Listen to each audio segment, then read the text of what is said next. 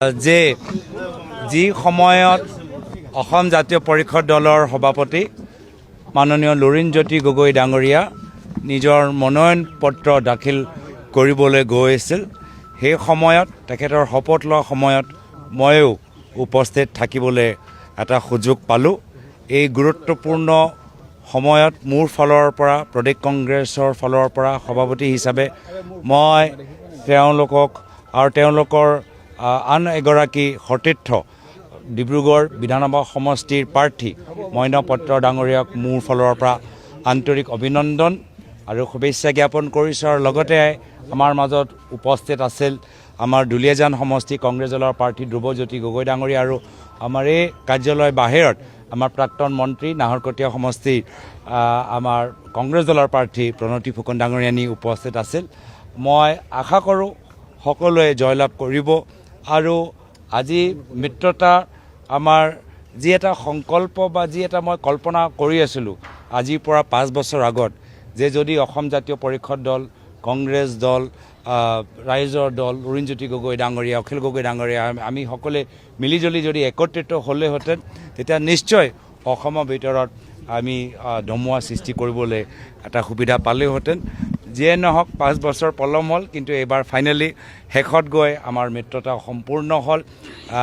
মই আশাবাদী যে আগন্তুক দিনত অসমৰ জনসাধাৰণে আমাক সকলোকে মৰম কৰিব, আশীৰ্বাদ প্ৰদান কৰিব, সুপৰামৰ্শ দিব আৰু আমি সকলোৱে মিলিজুলি এখন নতুন বৰ অসমৰ গঢ় দিবলৈ এটা সংকল্প লৈ আমি ঐক্যবদ্ধভাৱে আগবাঢ়ি গৈছোঁ। অসমৰ জনসাধাৰণৰ মাজত যি এটা সুস্থ পৰিৱেশ ইয়াৰ পূৰ্বত আমি দেখা পাইছিলোঁ, যিদিনা আমি কংগ্ৰেছ দল, অসম জাতীয় পৰিষদ দল, CPM দল, CPIML দল, APHLC দল, আমি গোটেইবোৰ যেতিয়া একত্ৰিত হ'ল, মানুহবোৰে কৈছিল যে প্ৰায় আপোনালোকৰ 90% কামখিনি সম্পূৰ্ণ হ'ল, 10% কাম আছে। সেই 10% কাম যোৱা ৰাতি মাজনিশাত আমি ৰাইজৰ দলৰ লগত আমি সম্পন্ন কৰিলোঁ। এই ক্ষেত্ৰত সকলোকে মই কৃতজ্ঞতা জ্ঞাপন কৰিছোঁ। লুৰিণজ্যোতি গগৈ ডাঙৰীয়াকো মই কৃতজ্ঞতা জ্ঞাপন কৰিছোঁ। নিশ্চয় তেওঁলোকৰ দলৰ বিভিন্ন সতীৰ্থসকল আজি বিধানসভা নিৰ্বাচনত প্ৰত্যাশী হিচাপে সপোন দেখিছিল, কিন্তু তেওঁলোকে দলৰ বৃহত্তৰ স্বাৰ্থত ত্যাগ বলিদান কৰিলে। একেৰাহে আমাৰ দলৰ সতীৰ্থসকল বহুতে আশাবাদী আছিল যে ডিব্ৰুগড় জিলাৰ ভিতৰত তেওঁলোকে প্ৰাৰ্থী হ'ব, কিন্তু আকৌ অসমৰ বৃহত্তৰ স্বাৰ্থত তেওঁলোকে ত্যাগ আৰু বলিদানৰ ৰাস্তা ল'লে।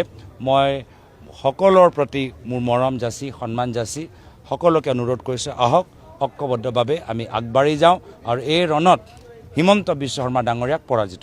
আনুষ্ঠানিকভাৱে বাকীখিনি কথা মই পিছত ক'ম। আজি এই মুহূৰ্তত লুৰিণজ্যোতি গগৈ ডাঙৰীয়াৰ আৰু মইনা পত্ৰ ডাঙৰীয়া আৰু আমাৰ ধ্ৰুৱজ্যোতি গগৈ ডাঙৰীয়া, আজি দিনৰ ভাগত বিপুল গগৈ ডাঙৰীয়া, প্ৰণতি ফুকন ডাঙৰীয়ানী, প্ৰাঞ্জল ঘাটোৱা ডাঙৰীয়া আমাৰ চবুৱা লৱাল সমষ্টিৰ প্ৰাৰ্থী, তেওঁলোকৰ এই মনোনয়ন পত্ৰ দিয়া এই দিনটোত তেখেতৰ লগত যে মই কিছু সময় অংশগ্ৰহণ কৰিব পাৰিলোঁ, সেয়া মই ভাবোঁ আজি মূল কথা। এবাৰ ৰাইজৰ আপোনালোকে দেখা পাব, এবাৰ ৰাইজৰ জোৰ দেখা পাব। যিদৰে এখন বিশেষ গানত লিখা আছে, ৰাইজক মজা দিয়াবোৰক এবাৰ ৰাইজে মজা দিব, এবাৰ ৰাইজে মজা দিব, ৰাইজৰ হয় আমি निर्वाचनी रणत हम সকলে नामी पड़ीस। नहीं, ये मैं बहुत खुश हूँ कि आज हमारे एक मित्र दल असम जातीय परिषद दल उनके सभापति लुरिणज्योति गगोई आज जब वो अपना नॉमिनेशन फॉर्म दाखिल कर रहे थे, उस समय मैं उनके साथ उपस्थित था। मेरी पूरी शुभकामनाएं उनके प्रति है और जिस प्रकार से असम जातीय परिषद ने इतने दिनों से हमारे साथ गठबंधन को लेकर एक बहुत ही सकारात्मक चर्चा हमारे साथ की, उसके लिए मैं उनके सभापति लुरिणज्योति गगोई और उनके विभिन्न नेताओं का शुक्रिया अदा करता हूं। और हमारी भी कांग्रेस पार्टी जिन्होंने त्याग और बलिदान किया, बहुत से सीटों में वो अब प्रत्याशी नहीं हो पाएंगे, सभी को मैं धन्यवाद देते हुए, लोग असम के लोग हमें एकजुट होना चाहते थे और अब असम के लोगों की आशीर्वाद हम आने वाले दिनों में आशा करते हैं। कांग्रेस कितना सीट जीत पाएगी? मित्र जो है वो देखिए, लोग इस बार जीतेंगे, असम जीतेगा। हिमंत बिश्व शर्मा सिर्फ खुद के मुनाफे के बारे में सोचता है और हम असम के बारे में सोचते हैं। उनका पॉलिसी है हिमंतो फर्स्ट, हमारा पॉलिसी है असम फर्स्ट। तो असम जीतेगा, लोग जीतेंगे और लोगों का आशीर्वाद आज हमारे साथ है।